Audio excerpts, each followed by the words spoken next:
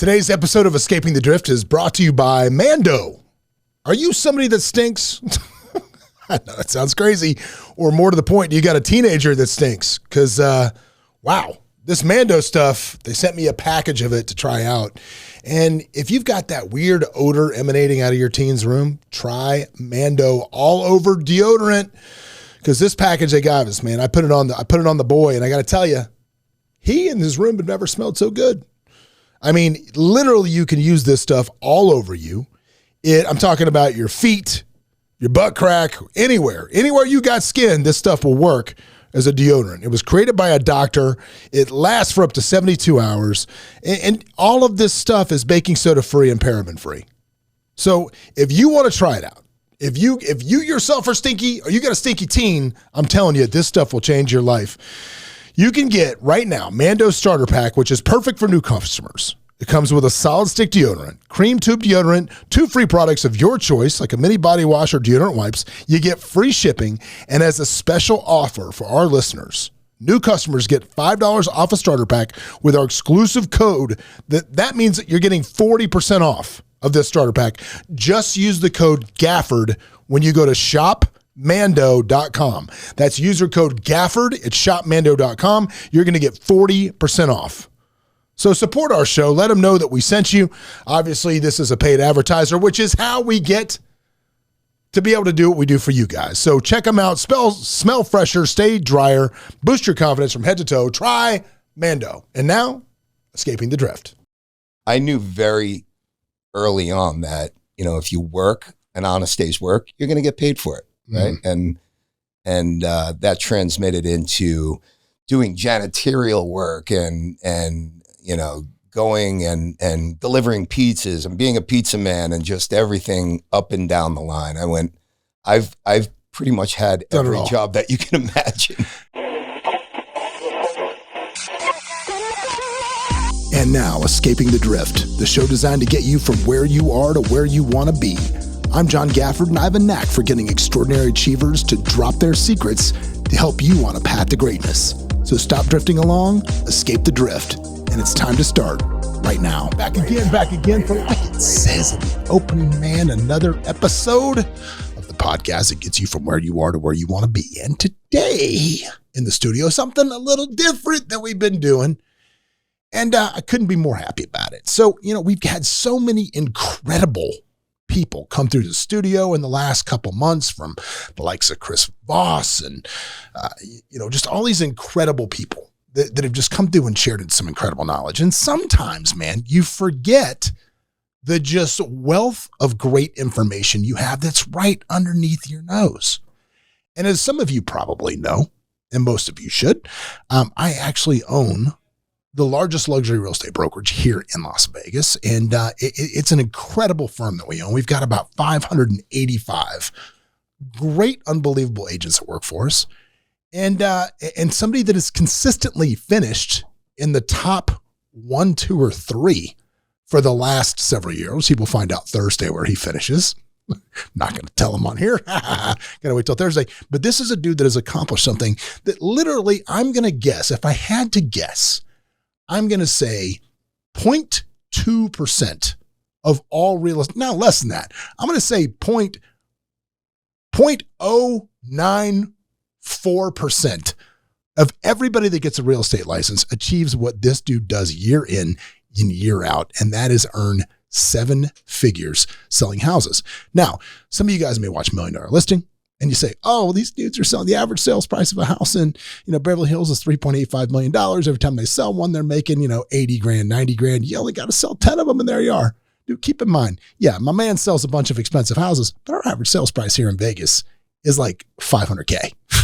It's a lot of work to get to where we are, but this is a guy that's been doing it for a long, long time. And I wanted to get him to come on today and share some of his secrets to success with you, whether you're in real estate or not. These are business lessons, man. Life lessons going to get you where you want to be. Ladies and gentlemen, welcome to the program. This is Eric Gorton. Thanks, John. There you go, buddy. Pleasure to be here, man. That's a quality intro. Quality intro. A quality intro, man. I love it. So, dude, the hardest thing about doing a podcast with somebody that is one of my great friends is you never want to talk about It's like we could sit here and tell inside jokes that get real old for people real fast. So it's real difficult. So I know so much about you, but they don't know anything. So first of all, let's talk about being such a high achiever. I always like to start off with the nature versus nurture kind of idea. So tell us about you as a kid, man. Tell us about young Eric Gorton. Oh, man. Way different than what you see now. Yeah. Way different. Well, maybe not way different than what you're accustomed to. Yeah. Right? Because when the lights go down and we're chilling and doing our own thing, it turns into the old Eric Gorton a little bit. Yeah.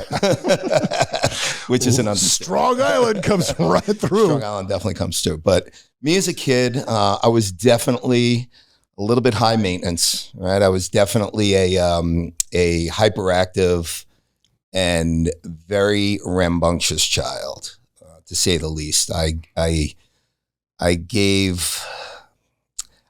don't want to say I gave my mother a hard time. My mother was a single parent, raised me and my brother from literally rags to, I always say from welfare to the White House and then back, right? Like my mother really achieved a lot of greatness, and it was because of her that she enabled me to do a lot of the things that I did that really transmit and resonate with the rest of my life growing up. So me as a kid, I was very intense and very Long Island and very outspoken, rambunctious, hyperactive, ADHD, everything and anything you can think of. I did never let a moment go by when you didn't know that I was in the room. Yeah. For sure.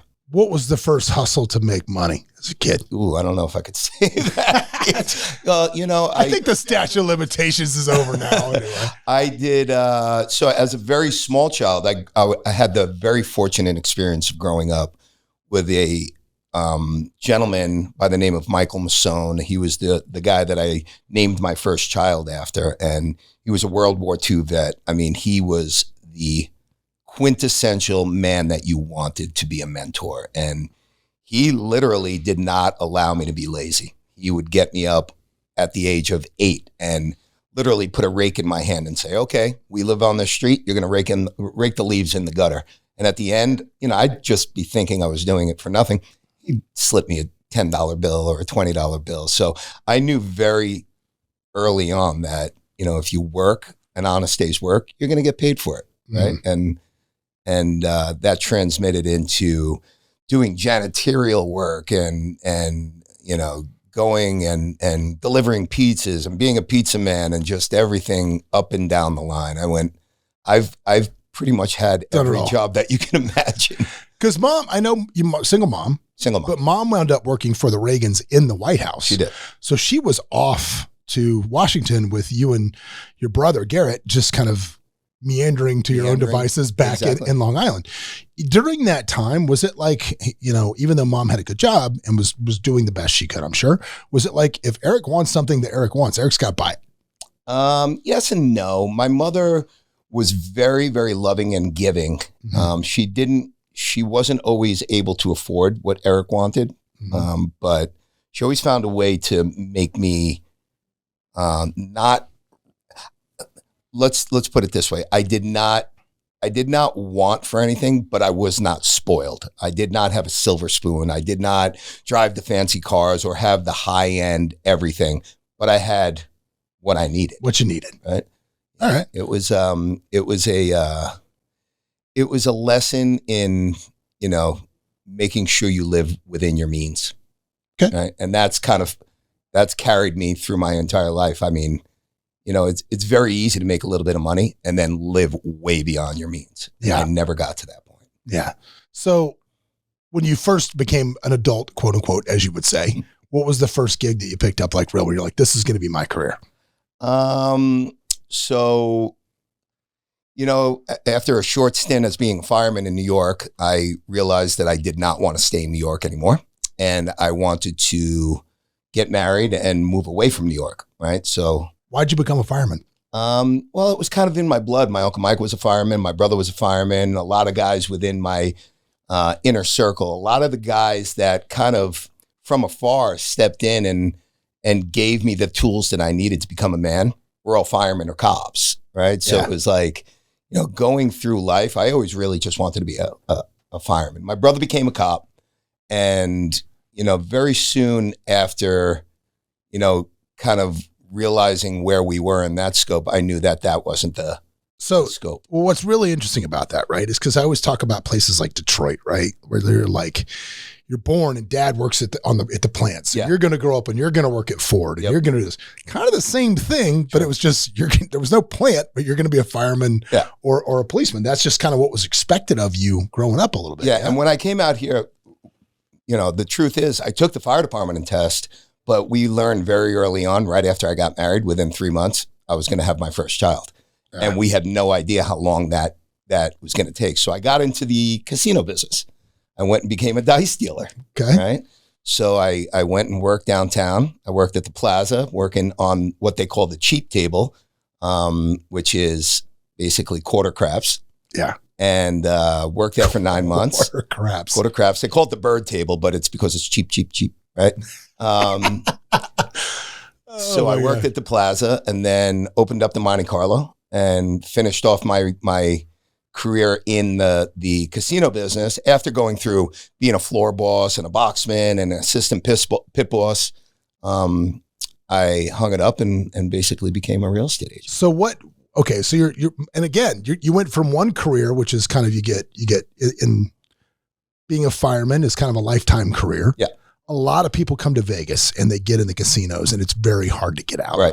Which is why you can go to Caesar, you go to the Union properties and you'll ask for a cocktail and a lady with a walker will bring it to you sometimes. Right. That's exactly right. Yeah, old Dolly's been here for 65 years exactly serving drinks. And it was hard because you got used to making that steady money, right? Mm-hmm. And they fed you 3 times a day. It was steady work, right? And I kind of thrived in the casino business because I was a good dice dealer. I really was. I commanded my table and had a crew and we made money and it was a lot of fun.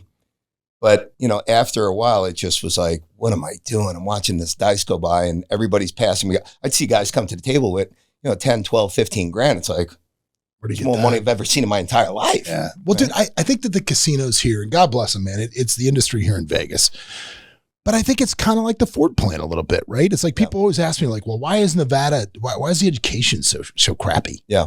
I'm like, because so many people that live and work in this town in the hospitality industry, it's like, no, don't worry about school. You just get a job with dad parking cars at the MGM, just like I've always done. And those are great jobs and they make good money, but that's why. It's like I tell people, everything about the world is upside down in Vegas. Yep. Like, there's some girl right now in Topeka, Kansas, and she's in school for elementary education. And she's got a dream, buddy.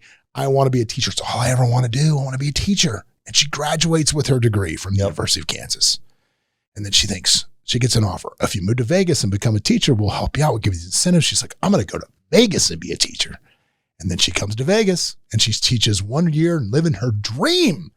Summertime comes around. Exactly. And she meets Kim.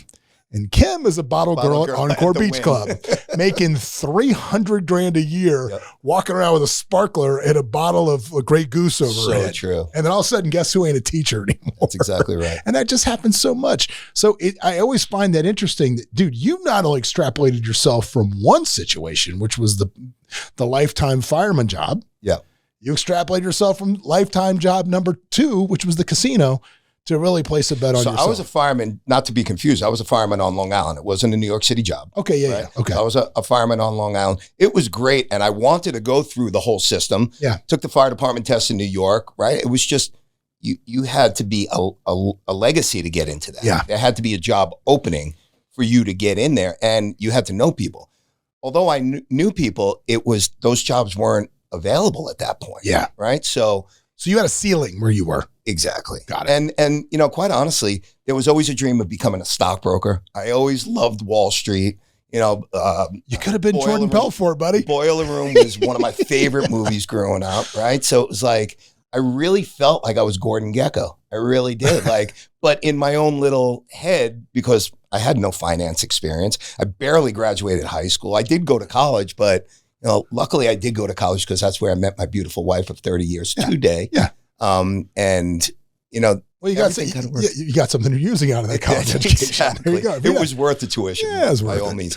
But, you know, it was in the back of my mind. My mother exposed me to, as you said, she was in the White House, always exposed me to heads of state and dignitaries and powerful people where I admired them from afar. So we used to live a very, it was almost the imposter syndrome, because you'd put on a beautiful blazer or a nice suit. You'd go out and go to the D. Seversky Center and hobnob and rub elbows with all of these heads of state and powerful people. And then I'd come back to Island Park in my two-bedroom house. And literally we had to pull together a couple of bucks out of the sofa to get a pizza. Yeah. Right. So it was tough for a while, man. It really was.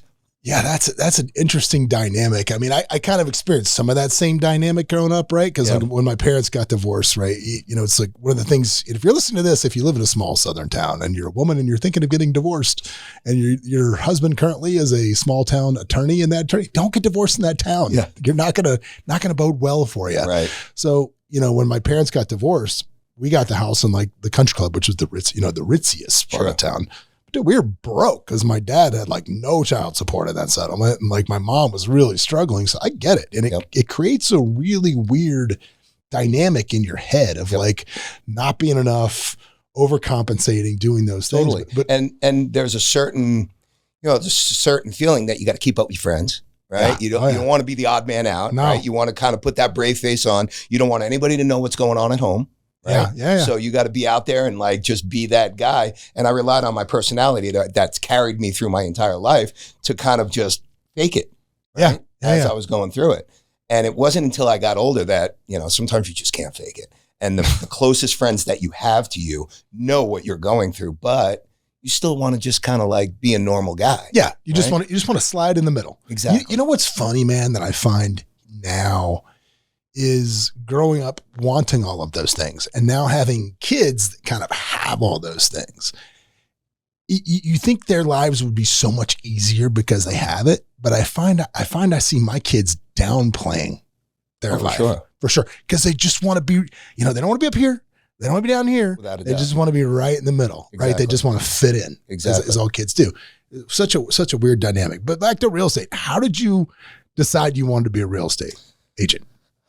Well, it was funny. Well, a couple of things kind of played into it.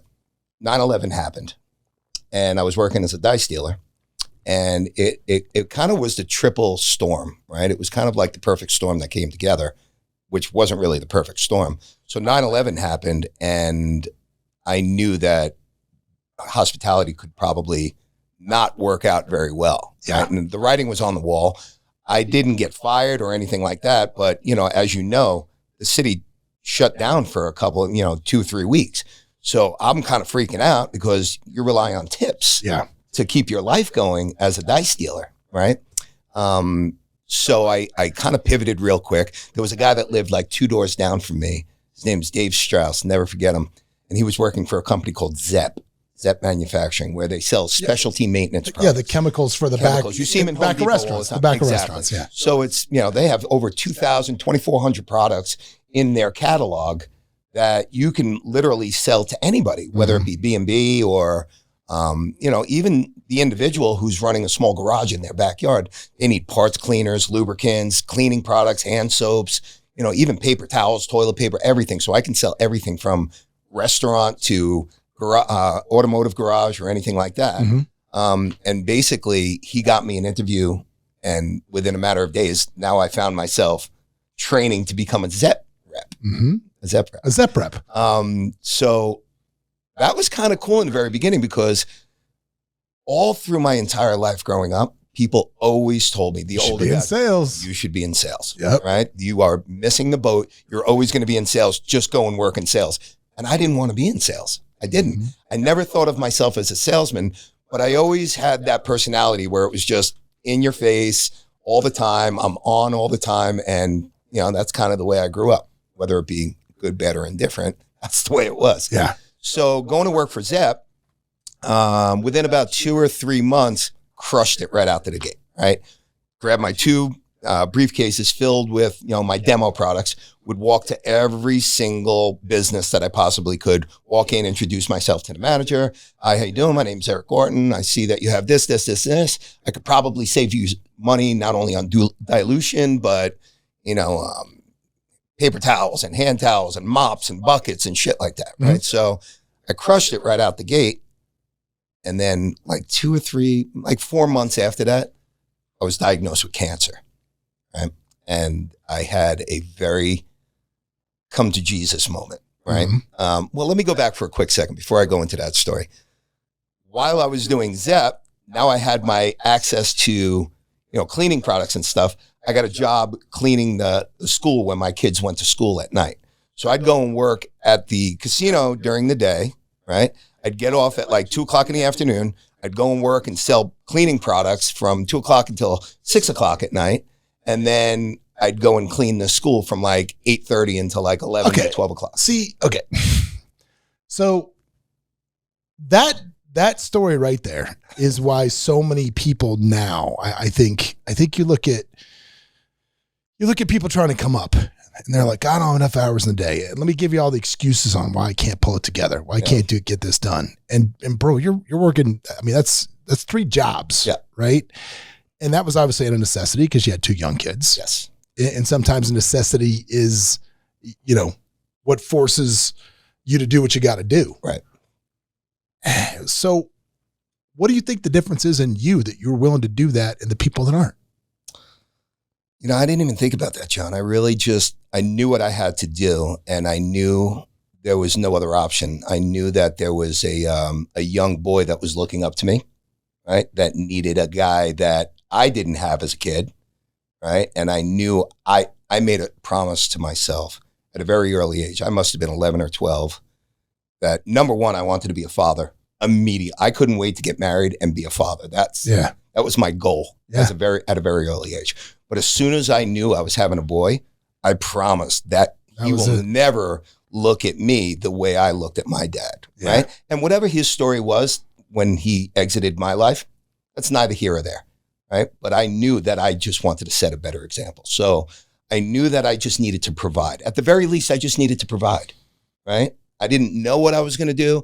I didn't know where I was going to end up. I knew I had the opportunity, or I knew I had the potential, but I just didn't know where I was going to end up. And I remember my wife and I used to just sit down and she would just reinforce. My wife is just, Shelly, right? She is just my biggest fan. She's always been just such a great proponent of my life, right? And encouragement in my life, that she always just gave me, the tools that I needed to make sure that I didn't go out of my mind. Well, I think, friend of the show, Mikey C. Rock, said on here one time, but you got a choice with trauma. You can put it in the tank or you can put it in the trunk. Right.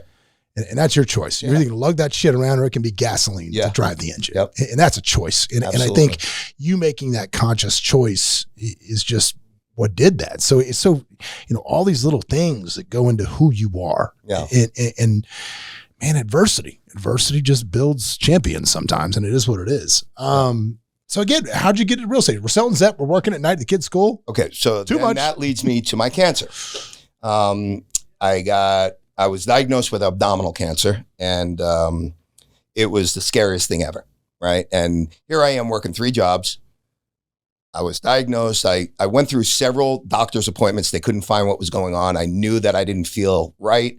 I knew there was something going on. Normally, I was very high energy and was very lethargic, and I was just tired all the time. I was grumpy. My attitude changed, and I knew there was something wrong. They tried to put me on mood-altering drugs. They tried to put me on, different things, and they thought it was my, just my stress level and stuff like that. I said, listen, there's something going on. And luckily, I went to this one doctor, and he sent me out. He tried to put me on this. It was called Effexor. I don't know if you've ever heard of it. Yeah, I actually know what it is. It's like I don't even know what you call it. It's a mood-altering drug, right? Yeah. So it's supposed to get you back to normal. It's an antidepressant. I took 1 pill, and I was just like, this is not right. Yeah, I'm totally never taking this again. So about 3-4 days later, I made an appointment to go back and see him. Luckily, this guy called in sick the day that I went, and there was like a first-year resident, or maybe she just became a doctor, that was in his office and saw me instead of him. She basically said, okay, I'm going to send you for a sonogram, right? Because, if you're telling me that you don't feel right, and there was this little tiny lump that I felt that basically, you know, I didn't even think it was different, but I pointed it out to her. She said, I'm going to send you for a sonogram. And the very next day I went and saw a specialist who did the sonogram. And he said, you have an encapsulated tumor that needs to come out immediately. And I can almost predict that it's cancer. Oh, Jesus. And literally my life changed in an instant, right? I mean, within a matter of minutes, now all of a sudden in my mind, I'm dying. How old are you at this point? 30. Oh, God. 30. Yep. So here my father-in-law took me to that doctor's appointment. The whole way home, I'm crying. I get home, my wife and I, you know, we're like, oh my God. The very next day, I'm on an operating table getting this tumor removed, right? So I wake up, you know, of course there was things involved, but I wake up the next day, they were like, okay, good news is we got the tumor out.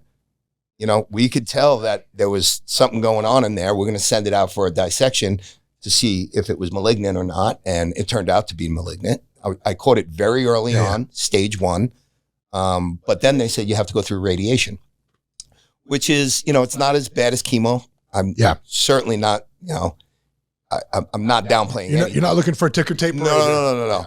But radiation is no picnic, man. It takes its toll on the body, right? So while going through that, I'm still working all 3 of my jobs, right? Going and cleaning the school, I'm barely out of surgery and you know, kind of going through the motions. And I went out with a good friend of mine. His name's Pasquale. And he took me to lunch and he knew what I had been going through. Very good friend leading up to that point. And he was in real estate. And, you know, just like everybody else, he goes, man, when are you just going to give it up and get into sales? You should be in sales. Even going through that tough time, I still had the personality. I was back, right? And I had that sales personality. He was like, dude, you're wasting your time. Just go do it. So funny story is, and I don't think I've ever told you this, 3 years prior to that, I thought I was going to get into real estate, right? So I went and enrolled myself in real estate. I went to 2 classes, looked around me. I said, this is not for me. No, there was, you know, just different people than me at that point. And I said, you know what? This isn't for me. I'm going to go back and be in the casino business, see if I can grow through the ranks and become an executive, which I could have very easily done at that point. I made very good contacts. They loved me. One of my best friends was the president of the Paris at that point. He wasn't my best friend at that point. It wasn't until after and I got into real estate that he became my best friend, or one of my best friends. But I said, you know what? This is just what I'm going to do. But he took me out to lunch and I was like, you know what? I'm just going to try it. So I went out. I didn't have any money, no money at all, nothing. And at that point, we were on a very, very strict and tight budget. My wife was working full-time as a kindergarten teacher. And I said, you know what? I got to do something. I don't want to, you know, kind of let her know that I'm doing this. So I went out and got a Discover card on my own, unbeknownst to my wife. And I said, I'm just going to go for it. I went out and charged at Century 21 over on Eastern Road. And I just put it on there. I said, you know what? I'm just going to go guns a-blazing. She's at work all day. At that point, I took a FMLA, Family Medical Leave of Absence, from the casino. So I wasn't working during the days. I was still doing the janitorial and ZEP. But I had my days to myself. So she'd leave and think I was just kind of like laying on the couch and recovering from cancer surgery. And as soon as she would leave, I'd get dressed. I'd go to Century 21. I'd study all day, come home, put the books away, and she never even knew, right? Here we go. Fast forward about 6 weeks later. She woke up the day I was going to take my test. And I said, you know, I've been doing real estate for about 6 weeks now. And I didn't let you know, but I feel really good about it. And I feel like I'm ready to take my test. Little did she know I was taking my test in about an hour. Yeah. So she had that day off for some reason or another. She was home that day. And she was like, oh, okay. You know, she was a little apprehensive. I told her that I had gotten a Discover card. We had $330 worth of debt that I probably needed 6 weeks to pay off. And I came home within about an hour and a half. I was like, I passed both of them. Good. Right. She was like, wow, that was really impressive. And what are you going to do? And I met with Century 21 because they kind of groomed me. And I went there and, you know, the one thing that didn't make sense to me, they told me everything that I had to pay. Right? Yeah. And I was like, well, what do you mean? Like, I'm in real estate now. I got my own license. but it's franchise fees and everything like that. So I came home and I was like, all right, well, if this is what everybody does, I'm going to do that because I don't know of anything different. Luckily, I didn't. The very next day, I got called by one of my cousins who had a part-time real estate license at that point. And he introduced me to the owners of a company called Merit Realty at that time. Very small boutique. It was almost like the movie Boiler Room, right? And I walked in, I met with this good friend of mine, still to this day, Rob Yamaguchi. And he basically sold me. He told me everything that I wanted to hear at that point. The gooch, right? And he basically laid it out. And first month out the gate, I did 5 transactions. Second month, I did 6. What year? 2002. Yeah. 2002. It was like at the end of 2002 into 2000. So 2002. Yeah. This is back when leads would come in barely on a website. Barely no website. Oh, you were just hammering the phone book? Signs in the front. Oh, you were just hammering that. Just signs. So funny thing is, when I first got into real estate, everybody was like, all right. I remember sitting at the table, a gentleman who owned the company at that point, very, very intense guy. His name's Aaron. And he went around this table with all the new agents. And it was me and probably 6 or 7 20-year-olds. And he went around, how old are you? What are you going to do? What's your goals for that? So he came to me, he goes, what's your name? How old are you? I said, 30. He goes, you'll never make it in real estate. I said, okay, challenge accepted. Yeah. Right? So at that point, there was no website. Like, buddy, I've had adversity my whole life. Yeah, this doesn't scare me. But at that point, there was no websites. They just had leads that came in. In the morning, they would have an answering machine that they'd write down all the leads. It'd have 15 to 20 pieces of paper that had phone numbers on them of people that called. And the Glengarry leads. Oh my God, the Glengarrys, Mitch and Murray, baby. So every night, every night you would have these leads, but if you didn't get in touch with them, most agents were like, they didn't answer, and they'd put them on this pile in the corner. And this pile grew from 2 feet to 3 feet to 4 feet. By the time I got there, the pile was about 3.5 feet, right? So I came in, and they were like, what kind of skills you got? I said, I've never made a real estate call in my entire life. Yeah. And you've heard this too. When you get into real estate, the one thing they want you to do is tap into your sphere of influence. Call your aunts, your uncles, your friends. And yeah, I didn't know shit about real estate. The last thing I'm going to do is drag these people that I know and love into real estate and them be my guinea pig. So I was like, forget it. So I walked to that pile and I grabbed from the bottom the oldest leads that were like 6 months old. And I just wanted to get the marbles moving. I wanted to get the cotton out of my mouth. Mm-hmm. I came down with such a canned pitch that I can say it in my sleep backwards, right? Every single morning I would come out. Well, like I said, first month out the gate, from the bottom of that pile, 5 transactions. Yeah. I remember my first transaction, I didn't even know I was supposed to get an SRPD, right? So we went through the whole transaction. It was like 3 days before closing. I'm like ready to close. He was like, wait, wasn't I supposed to get disclosures or something? At least a prelim or something? I had no idea. This is a good time during the story today for me to make a little advocacy pitch to all of you out there. If you're thinking about getting into real estate, I'm going to tell you a little story. Actually, I'm not going to tell you a story. I'm just going to finish my advocacy, which is this. Like we have the largest company. We're consistently number 1 or number 2 in the entire marketplace as far as volume. I do not have a new agent training program. I do not have a classroom for which people can come in like Eric did and sit at these tables and figure it out. I don't have that situation because to me, the only way you should ever get into this business is working on someone's team where they are making an investment in you in leads and they are standing right over your shoulder and coaching you how to do all this stuff hand in hand. And yeah, you're going to pay a split to them. You're going to split these deals 50-50 with whoever your team leader is. Yep. But that is how you learn this business. Going to a classroom and sitting there and thinking you're going to learn anything. Nope. Nope. You ain't learning anything. Anyway, back to your story. When I went through my first, transactions, it was just all about getting people through the door. Right. And once you got them through the door, it was almost like, all right, now you got them in the tank. I almost thought someone else was taking care of it where no one really held my hand. It was trial and error. Yeah. Right. So don't do that. Like after about 5 or 6 months, it was very clear that I was going to succeed in real estate from the managers at Merit Realty. So what did they do? They tapped me into being a manager as opposed to trying to sell real estate. Now, see, I don't love that either, man. I don't love that. And if you're listening to this, you got a business or you're thinking of running a business, you want to scale up, your best salespeople are almost never your best managers. Right. It is a completely different skill set. And that is one of the biggest mistakes I see companies make is they tap their best salespeople and try to move them up. Yep.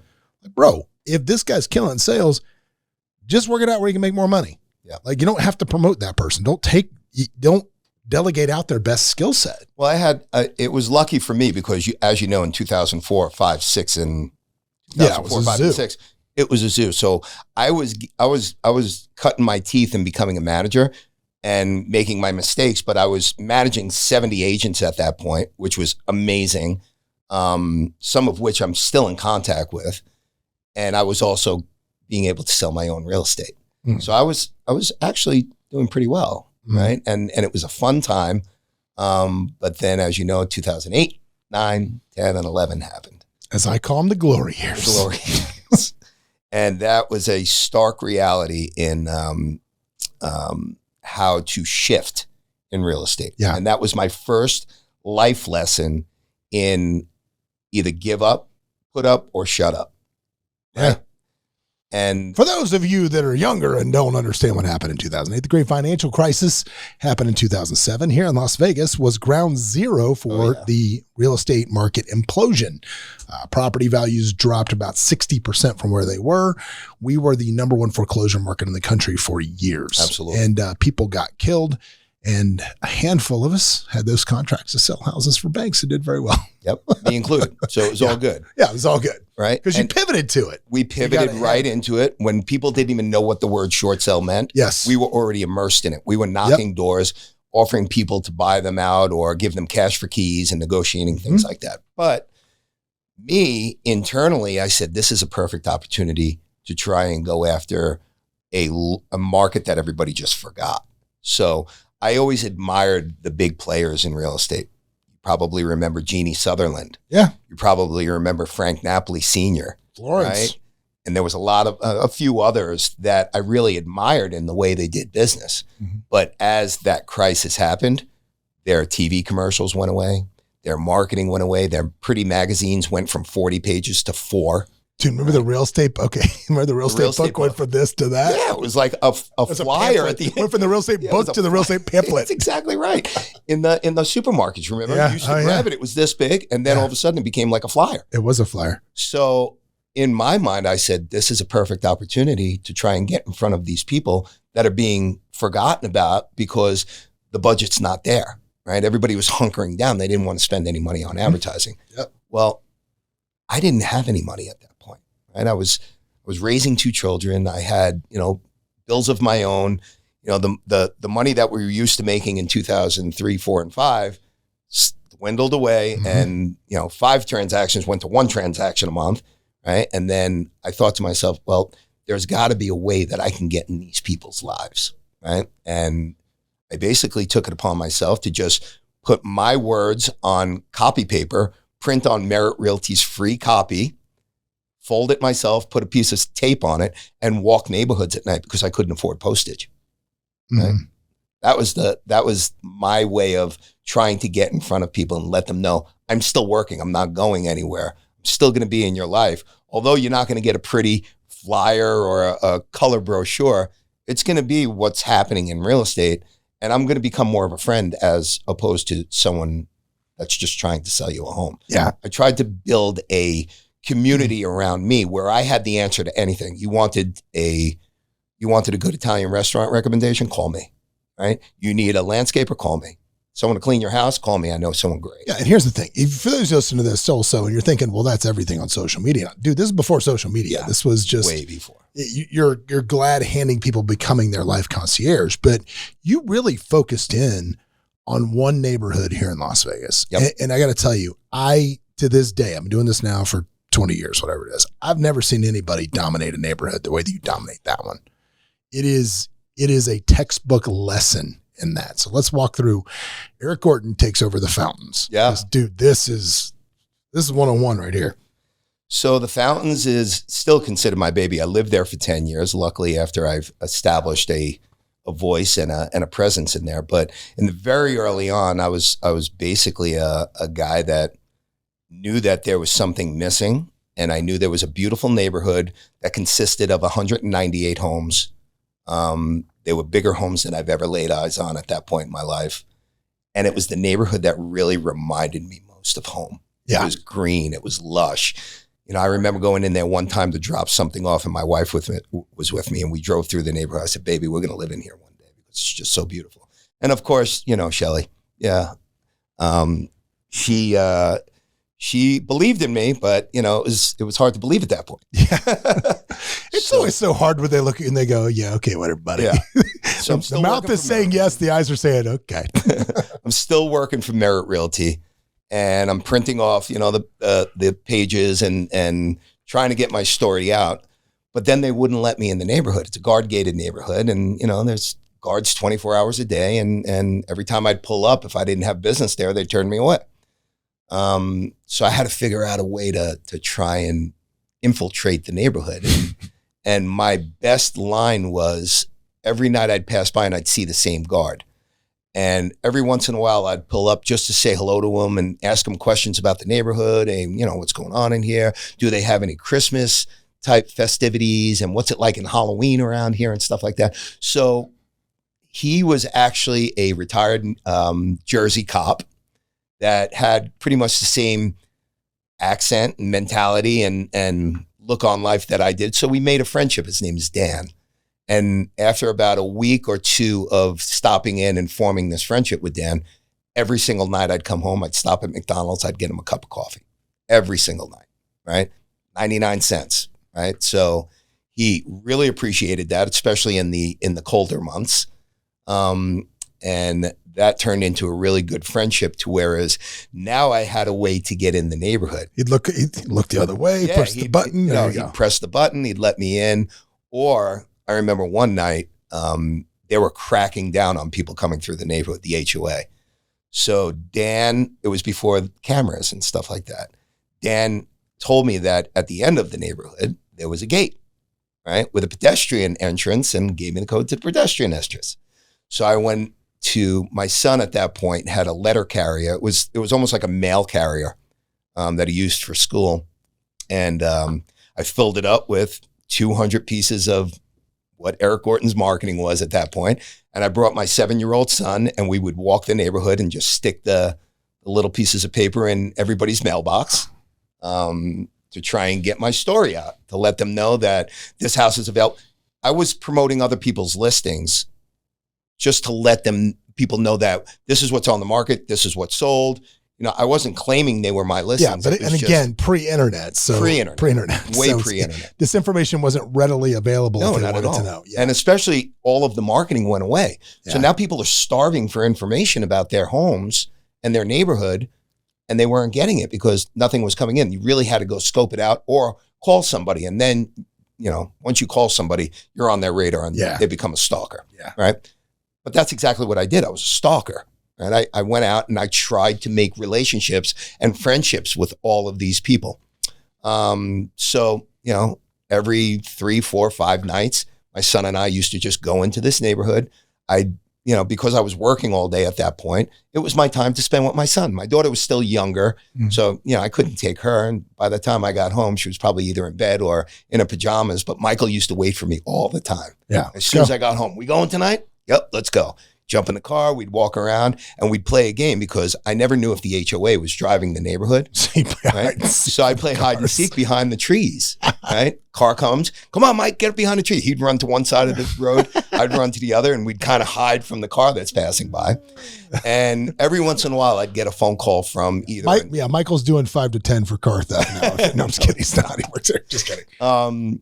So right after that, then the HOA used to call me up and say, listen, it's a federal offense to open up people's mailboxes without putting postage on it. So me, thinking of a way around it, I went to the post office and I bought 1-penny stamps and I just stick it on a piece of paper without an envelope and stick it in the mailbox. And it got to the point where it became a joke, right? I made friends with all the HOA guys. every once in a while I'd try to bring some information to the HOA when they had a meeting in the neighborhood. And I'd stop by Vaughn's or, there was a pizzeria called Giovanni's Pizza. They made the best cannolis. And I'd stop in with, a dozen cannolis that I got from the guy because he knew me. Rather than pay $3 a piece, he'd give them to me for, $2 a piece because they were made yesterday. They weren't the fresh ones. So I'd bring cannolis to the HOA meeting, and these people were just, like, who is this guy, right?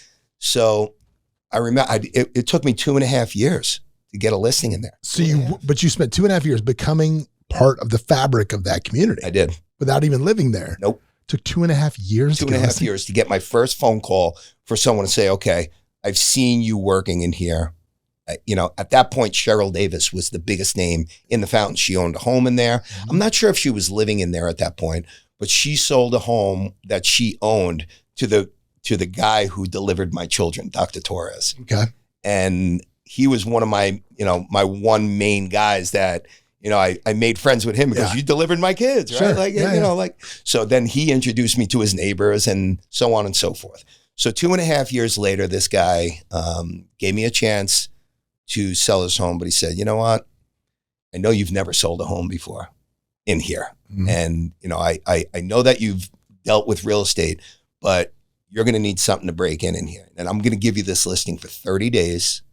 And I'm going to give you 4%. And at that point, everybody was charging 6%. Yeah. Right? Like that was the days of 6%, and there was nothing less. Yeah. I said, I'll do whatever I have to. Right? He goes, you got 30 days because at that point, I got a relationship with somebody else. Yeah. The other thing is, it's 30 days, but you can't put it on the MLS. Oh man. 30 days. Man. Put a sign in the front if you want to. You do all the marketing anyway.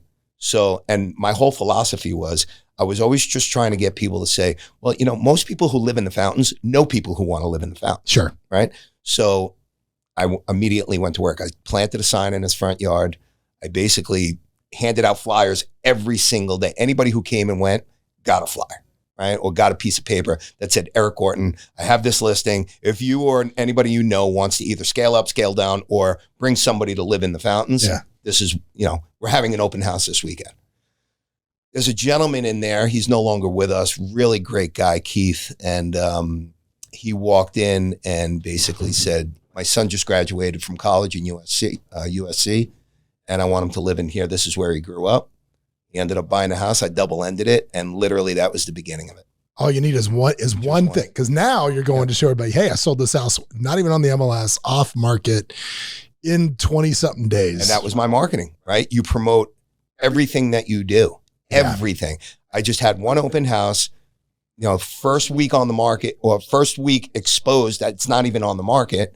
A guy walked in, we negotiated a deal. He closed literally within 2 weeks. Dude, it's so funny that you say that dude, if you are a real estate agent, this is something you need to do. You need to learn from this. And it's something that I'm starting to do now is rather than just send out the just solds or whatever else, right? Like you have to send that stuff out. Yeah. It's fine. But on the QR, like I just sold a house up the hill. Up the hill from us is very expensive real estate when I say up the hill. I just sold a house up the hill and we did it really, really quickly. And it was a strange situation where it was a home, the builder's still building homes up there. So you're competing with the builder on custom spec. The streets aren't even really done yet where this house was. And I went up selling it in about 20 days. And I did it because I geofenced the sales office for the new home builder. So every single person that walked into that office got pounded with my house online, right? And that's how we wound up selling it. And so we're making a video right now explaining that process. And then when we send out the just solds, they'll have the QR code. Like they don't care that you just sold the house. Tell me how you did it. Yep. Tell me what you did that's different than everybody else that got the job done. And when we send that out, you click the QR code for more details on this house. It's going to be me talking about this is what we were up against. This is what we did. That's exactly. And this is how it worked. And people see that stuff and it's like, oh, that's good. Yep. So yeah, I love that you were selling the story of how you sold it, not just that you sold it. Cause I think that's something that so many people are missing. I'm still telling the story. Out of that neighborhood at 198 homes, I've sold 154 of them. Do you have a life goal to sell them all before you die? Oh yeah. Oh, just want to sell them all. And I'll do it not before I die, before I retire. So, dude, I think it's so interesting because when I met you, you were just dominating that neighborhood, and you were so focused on just doing that it was hyper focused on that. Sure. And then you came here to work with us, and when you first came over, you partnered up with another great agent we have here, and even though that partnership was short lived, it was like a year.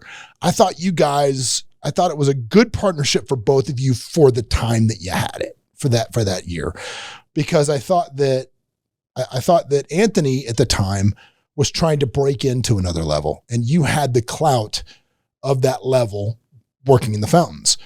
But what he did for you was got you thinking bigger than these 192 houses. Absolutely. And got you out of that. Absolutely. And so for that year, you helped him level up to where he can do what he wants, and he got you out of that neighborhood. Absolutely. Yeah. And because now you guys are all over the place. I mean, sure. When you look at what you sell, you're selling in the Ridges, you're selling, I mean, all over town, selling Summit. I mean, you're all over the place now.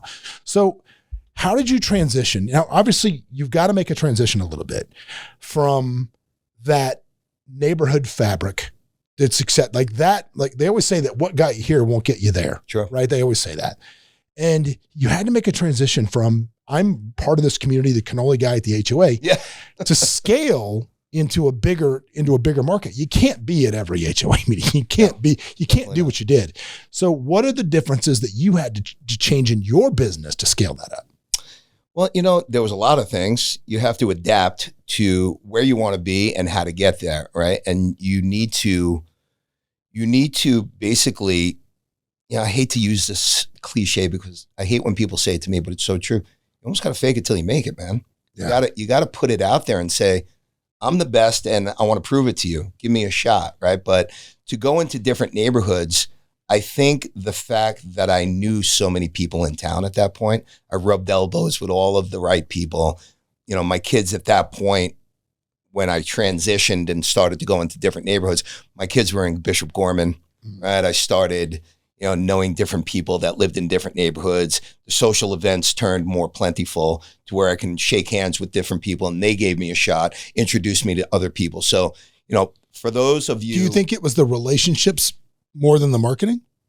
I think it was a good 50-50, okay. Right? Because at that point, when I started to immerse myself in the luxury market, obviously you make a little bit more money. I had a little bit more of a marketing budget. Right. Whereas, I couldn't scale the fence and bring coffee to every HOA. Yeah, no. Right. But, you start to identify where your core audience is. And then once you establish, let's just say you get a listing in one neighborhood, now you can geofence where before the internet or during the internet, before the geofence became popular, you had to almost go to the title company and do your own manual geofence. Well, it's so interesting. You say the 50-50 with the relationship and with the marketing, because you look at some of the marketing that some of these guys are putting out now. I mean, there's like full blown magazines that look like Restoration Hardware that hit these houses. And if you don't have some relationships, you can't go. Some people think you just go all in on marketing and it's going to be enough. So let's talk about the relationship side, because I think, we can talk about what makes a good ad, but I think it's boring what you send to mailboxes. I think it's more interesting. How do you make an impression on somebody when you meet them? Like, how does Eric Gorton, when you walk into one of those social events and you see somebody, how does Eric make an impression on somebody without looking like you're trading? Yeah. It's funny. You first have to evaluate or kind of, you have to know your audience, right? You can't go up with an Eric Gorton attitude and talk to somebody that's completely inverted, right? Mm. You can't speak to somebody that has a shy attitude and come out like guns a-blazing. You have to adapt to what they are. So you have to almost evaluate, how you're going to approach somebody, right? And I think that's been a big attribute of my own that I'm a very good adapter. I can walk into a room and I can sum somebody up within a matter of minutes. I know it. Obviously, I don't know your whole life story, but I can tell the type of person you are before I even say two words to you, right? I can listen to you say a couple of things, and I can know how I can mirror the way you're speaking to make us have something in common. Is that something innate with you, or are those skills you've learned? I think probably there's a certain level of that it's in my core. Yeah. But I also think that over the years that I've been able to hone in and sharpen that skill. See, I would say before I even ever heard the phrase matching and mirroring, before I even knew that existed as a thing, my wife would always say, I can tell which one of your friends you're talking to on the phone by how you're talking. Oh, yeah.